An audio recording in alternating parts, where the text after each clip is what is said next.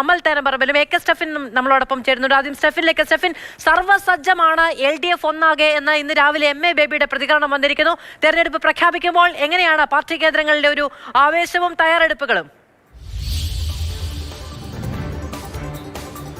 അത് ഏതായാലും CPM-നെ സംബന്ധിച്ചിടത്തോളം അല്ലെങ്കിൽ ഇടതുമുന്നണിയെ സംബന്ധിച്ചിടത്തോളം അതിനിർണായകമായൊരു തെരഞ്ഞെടുപ്പാണ്. കാരണം അവർ നിയമസഭാ തെരഞ്ഞെടുപ്പിന് മുൻപ് അഭിമുഖീകരിക്കുന്ന ഒരു തെരഞ്ഞെടുപ്പിലേക്കാണ് പോകുന്നത്. അതുകൊണ്ട് തന്നെ പിണറായി സർക്കാരിൻ്റെ 3.0 എന്നൊരു നിലയിലേക്ക് ഇനി നിയമസഭാ തെരഞ്ഞെടുപ്പിൽ ഭരണം വരും, തിരിച്ച് വീണ്ടും ഭരണത്തിൽ വരും എന്നൊരു പ്രതീക്ഷ CPM പങ്കുവെക്കുമ്പോൾ അതിന് മുന്നോടിയായി വരുന്നൊരു തെരഞ്ഞെടുപ്പിനെ അതീവ ഗൗരവത്തോടുകൂടി കാണുന്നു. അതുകൊണ്ട് തന്നെ ഇന്ന് 3 മണിക്കാണ് തിരുവനന്തപുരം കോർപ്പറേഷനിലെ സ്ഥാനാർത്ഥികളെ CPM അല്ലെങ്കിൽ LDF പ്രഖ്യാപിക്കുന്നത്. അതിനുവേണ്ടിയുള്ള അവസാനഘട്ട കൂടിയാലോചനകളാണ് ഇപ്പോൾ ജില്ലാ കമ്മിറ്റി ഓഫീസിൽ നടക്കുന്നത്. ഞാൻ നിൽക്കുന്നത് AKG സെൻറ്ററിലാണ്. അല്പസമയത്തിനകം തന്നെ CPM-ൻ്റെ സംസ്ഥാന സെക്രട്ടറി MP ഗോവിന്ദൻ ഇവിടേക്ക് വരും. എങ്ങനെയൊക്കെയാണ് തെരഞ്ഞെടുപ്പിനെ ഇനി മുന്നിൽ കാണുന്നത്, ഏതൊക്കെ രീതിയിൽ പ്രവർത്തനവുമായി മുന്നോട്ട് കൊണ്ടുപോകുമെന്നുള്ള കാര്യങ്ങളൊക്കെ അദ്ദേഹം അല്പസമയത്തിനകം തന്നെ വിശദീകരിക്കും. ഏതായാലും CPM-നെ സംബന്ധിച്ചിടത്തോളം ഒരു തിരഞ്ഞെടുപ്പ് പ്രചാരണത്തിലേക്ക് ഒന്ന് ഇറങ്ങുന്നതിന് ഒരു പിന്നോട്ട് പോക്ക് CPM-ന് ഉണ്ടായിട്ടുണ്ട്, അല്ലെങ്കിൽ LDF-ന് ഉണ്ടായിട്ടുണ്ട്.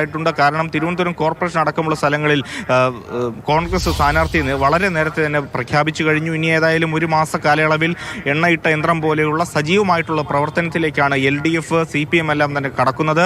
അതിനുവേണ്ടി ഏതായാലും ഇന്ന് സ്ഥാനാർത്ഥികളെ പ്രഖ്യാപിച്ചുകൊണ്ട് വളരെ പെട്ടെന്ന് തന്നെ പ്രചാരണത്തിലേക്ക് സജീവമാകുന്ന നിലയിലേക്കാണ് CPM-ഉം LDF-ഉം ഒന്നാകെ തന്നെ മാറുന്നത്.